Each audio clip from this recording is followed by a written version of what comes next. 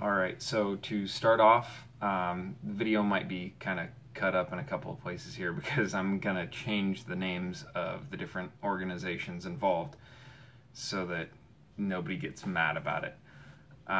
It's really interesting, in my opinion, how dealerships work as far as used vehicles are concerned, and I think it has a huge effect on how people on a day-to-day basis interact with their own cars, especially if they're used. Alright, so we're going to start this story with a man living in El Dorado Hills who makes a lot of money. He travels down to the Bay Area 4 or 5 times a week for his job, or the business that he owns, and he decides he wants to buy a brand new 5 Series, and we're going to say this is 2008 at this point.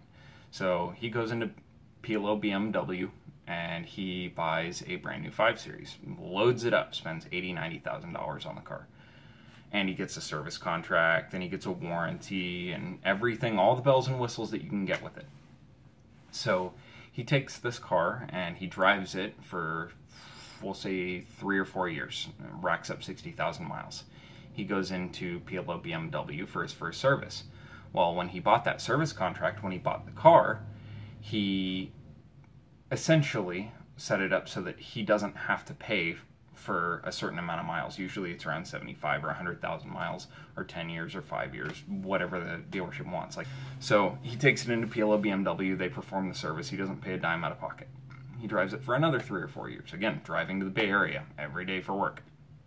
So he reaches this 120,000 mile mark, he goes back into BMW. BMW tells him, well, sir, you're no longer covered under service contract, so after labor, you're looking at about $10,000 out of pocket. So he looks at the representative at BMW and he says, you know what, I think I'm going to skip on this service. I'm just going to trade the car in and I'll buy a brand new 5 Series. And he has the money to do that, so he does it. He trades it into BMW because the car's only worth $18,000 on their lot. So PLO BMW says, sure, we'll take the car, we'll sell you a brand new one. Well, PLO BMW, they're not going to do that maintenance on the car that they were going to charge him for. They're going to flip it because it's not cost effective for them to do the maintenance. So they take it to an organization known as Progressa Auto Auction, and Progressa Auto Auction takes the car and they auction it off to another smaller dealership. We'll say small dealership, small blocko decides he's going to purchase this BMW and sell it on his lot. So small blocko takes this BMW 5 Series, 2008 BMW 5 Series, and he puts it on his lot at $18,000. PLO BMW gave the original owner $11,000 for the car. So PLO BMW now needs to get rid of the car, and they do that through an intermediary. Progressa Auto Auction takes that vehicle and they sell it to a smaller dealership for a fee that they charge to PLO BMW. So at this point, BMW has made their money back. Progressa has made extra money, and if Small Blocko can sell the vehicle, he will make extra money. The thing is, from start to finish, the maintenance that was needed to be done on that 5 Series, regardless what it was $10,000 in maintenance.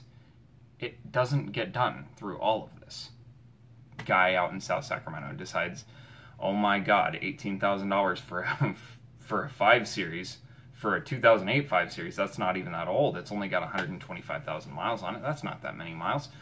And it's not. It's really not. If you do the maintenance on the car, it's not. And it probably looks very, very nice because it was driven nothing but highway miles and by a very wealthy man who had the money to take care of it.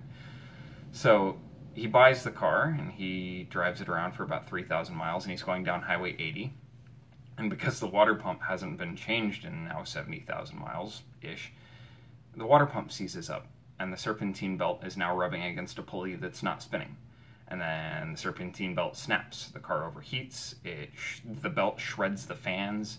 It shreds the radiator. It shreds the entire front end of the engine compartment. And he hops out of the car that's now steaming on the side of the road, and he looks at it and he goes, "I will never ever buy another BMW. They are such pieces of garbage." When in reality, what it comes down to is the car wasn't maintained. It's not his fault. I'm not saying it's his fault. And it's not the original owner's fault. And it's not even really the dealership's fault. Really, what it boils down to is a lack of knowledge on the part of the consumer and a need to generate revenue on the side of all of the businesses involved. It's not really anybody's fault, but it's something that I encounter so often. We tow so many BMWs and so many Mercedes because they're just not maintained the way they should be. So let me know in the comments below, have you ever had any experiences with vehicles like this? What do you think? Do you think all BMWs are garbage? Anyways, I hope you have a great night, and I'll see you in the next video.